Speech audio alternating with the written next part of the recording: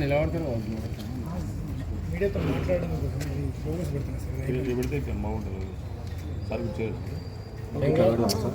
అట్లా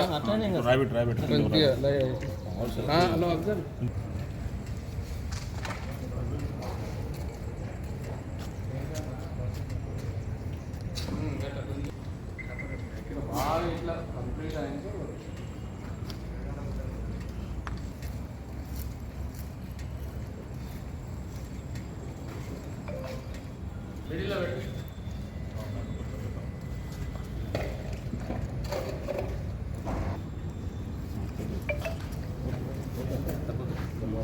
cell phone కొంచెం gap ఇచ్చి పెడదాం పైన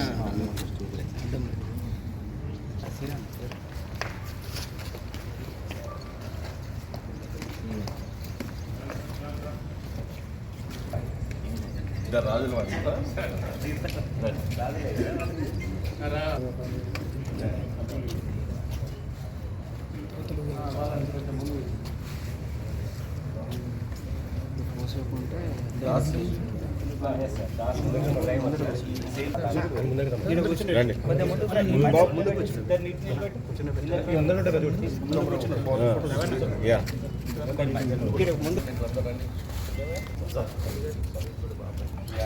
all that sorry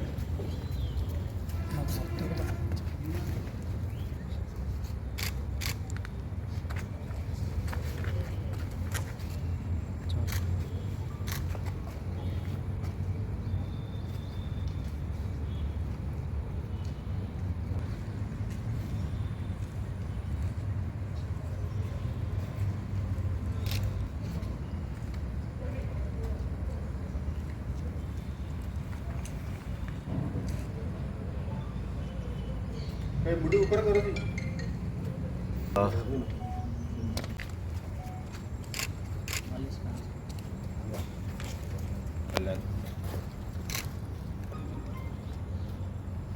next CCS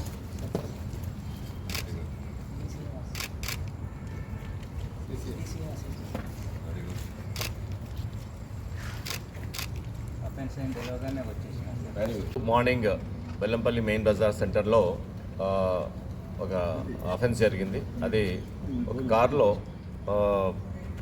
ఇక్కడ ప్లైవుడ్ సంబంధించిన షాప్స్లో హైదరాబాద్ నుంచి మాల్ పంపించే వాళ్ళ ఓనర్ యొక్క కలెక్షన్ ఏజెంట్స్ అందరు కలిసి ఒక కారులో వచ్చారు.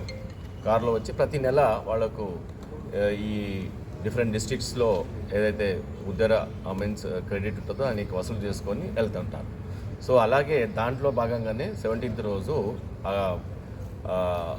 వ్యాపారికి సంబంధించిన ఏజెంట్స్ అందరు కలిసి కారులో అన్ని కలెక్షన్ చేసుకొని అలాగే వేరే డిఫరెంట్ డిస్ట్రిక్ట్స్లో కలెక్షన్ చేసుకుంటూ మంచిర్యాలలో చేసుకొని మళ్ళీ ఆసిఫాబాద్లో కూడా చేసుకొని మళ్ళీ బెల్లంపల్లి దగ్గర అక్కడ టిఫిన్ చేయడానికి ఆగారు. టిఫిన్ చేయడానికి ఆగినప్పుడు సడన్గా కార్ యొక్క డోర్ ఓపెన్ చేసినట్టు సౌండ్ రావడము, ఇమ్మీడియట్గా దాంట్లో ఉన్న క్యాష్ అంతా ఒక బైక్లో ఉన్న ఇద్దరు వ్యక్తులు ముసుగేసుకొని హెల్మెట్ పెట్టుకున్న వాళ్ళు తీసుకుపోవడం జరిగింది. ఆ కేసు రిజిస్టర్ కంప్లైంట్ మీద కేసు రిజిస్టర్ చేసి ఇమ్మీడియట్గా వితిన్ షార్టెస్ట్ టైంలో అంతా మొత్తం కమిషనరేట్ మొత్తం వెహికల్ చెకింగ్స్, తర్వాత పీసీ బ్లూ కోడ్స్ కానీ తర్వాత అందరూ అలర్ట్ కావడము, తర్వాత సీసీ కెమెరాస్ చూడడము ఇవన్నీ జరిగిన తర్వాత అయినా కానీ మనకు క్లూ దొరకలేదు.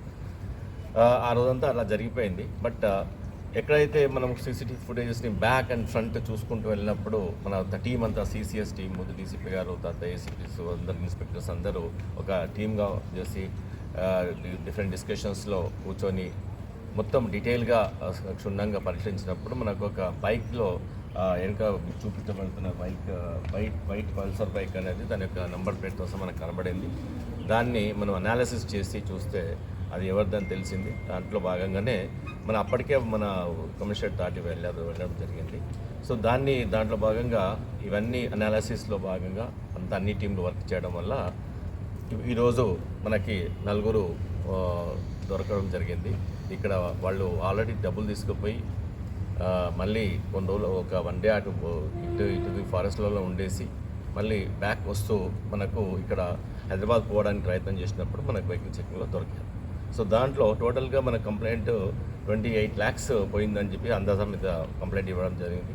దాంట్లో వీళ్ళ దగ్గర అందరికి 24 lakhs వరకు, అలాగే 2 వెహికల్స్, సెల్ ఫోన్స్ కూడా మనం రికవర్ చేసాము. ఇంటాక్ట్ మొత్తం టోటల్గా. ఇంకేదైనా ఈ మిస్ మ్యాచ్ ఏమైనా జరిగిందా, ఇక్కడ ఖర్చు పెట్టినారు కూడా ఇంకా ఇంట్రాగేషన్లో తెలియదు. ఇప్పుడైతే 24 lakhs మొత్తం టోటల్గా వాళ్ళది ఎంత తీసుకుపోయారో అంతవరకు అని చెప్తున్నారు. సో దీంట్లో భాగంగా ఈ అనాలిసిస్ చేసి చాలా యాక్టివ్గా ఇమ్మీడియట్గా ఈ యొక్క కేసుని వితిన్ షార్టెస్ట్ టైంలో ఛేదించిన అందరికీ నేను శుభాకాంక్షలు తెలియజేస్తున్నాను. తర్వాత వీళ్ళందరికీ కంగ్రాచులేషన్ చెప్తున్నాను. తర్వాత ఈ యొక్క ఫాస్ట్ యాక్ట్లో భాగంగా ఈ 4 అక్యూజ్డ్, ఫస్ట్ అతను పత్లావత్ దాసు, నెక్స్ట్ పోతుల శివ, ముప్పూరి రాజు అండ్ పండుగ రాజు. యాక్చువల్గా ఇది ఎట్లా జరగాలని చెప్పడానికి ఒక సస్పిషన్ అయ్యి వచ్చింది మనకు.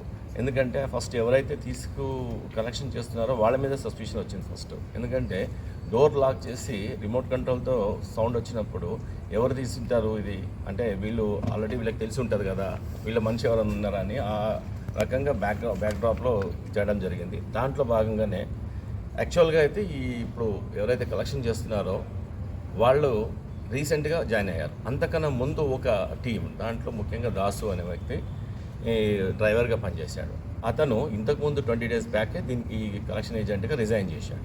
రిజైన్ చేసిన కన్నా ముందే ఈ యొక్క కీని ఏదైతే కార్ కీ ఎవ్రీ మంత్ అదే కార్ కీ వాడడం జరుగుతుంది కాబట్టి దాని కార్ కీని ముందుగానే తయారు చేసి పెట్టుకొని ఈ 20 days తర్వాత తను వాచ్ చేసి కూర్చున్నాడు. ఇప్పుడు ఈ వేరే వాళ్ళ టీం వచ్చి కలెక్షన్ చేస్తున్నప్పుడు వాళ్ళకి హైదరాబాద్లో వీళ్ళు బయలుదేరని తెలిసిన తర్వాత వీళ్ళు కూడా ఒక ఇతరుల యొక్క సహాయం తీసుకొని 2 బైకుల్లో వీళ్ళు బయలుదేరి టీము మంచిర్యాలలో బస చేసినప్పుడు వీళ్ళు కూడా అక్కడ దగ్గరలో ఉన్నారు. వీళ్ళు ఉదయం పూట మళ్ళీ కలెక్షన్కి ఆసిఫాబాద్ వెళ్తున్నప్పుడు వీళ్ళు కూడా దాన్ని ఫాలో కావడం జరిగింది. ఎక్కడైతే బెల్లంపల్లి క్రాస్ రోడ్ దగ్గరకు రావడానికి వీళ్ళు టిఫిన్ చేయడానికి దిగినప్పుడు ఏదైతే డూప్లికేట్కి ఆల్రెడీ చేసుకున్నారో దాంతో లాక్ని ఓపెన్ చేసి అది డబ్బులు ఎక్కడ పెడతారు ఎలా పెడతారు అనేది ఆల్రెడీ ఈ డ్రైవర్కి తెలుసు కాబట్టి ఇమ్మీడియట్గా లాక్ని డూప్లికేట్ ఓపెన్ చేసేసి ఆ డబ్బులు తీసుకొని క్షణాల్లో పారిపోవడం జరిగింది. సో ఇలా మనకి ఆల్రెడీ ఒక సస్పిషన్ ఉండింది. ఇంత యాక్యురసీగా బండి ఆగడం వేరే వచ్చి ర్యాండమ్ దొంగలకైతే దొరకపోవచ్చు అనేది దాని మీద మనం అనాలిసిస్ చేయడం వల్ల అలాగే మనకు ఫుటేజెస్ తర్వాత ఈ యొక్క CDRs అన్నీ అనాలిసిస్ చేయడం వల్ల మనకి ఈ యొక్క క్లూ బయటపడి ఇందులో భాగంగా అందరూ ఈ 4 మనకు దొరకడం జరిగింది. వాళ్ళ కన్ఫెషన్స్ ప్రకారం ఇవన్నీ రికవర్ చేయడం జరిగింది. దీంట్లో చాలా క్విక్గా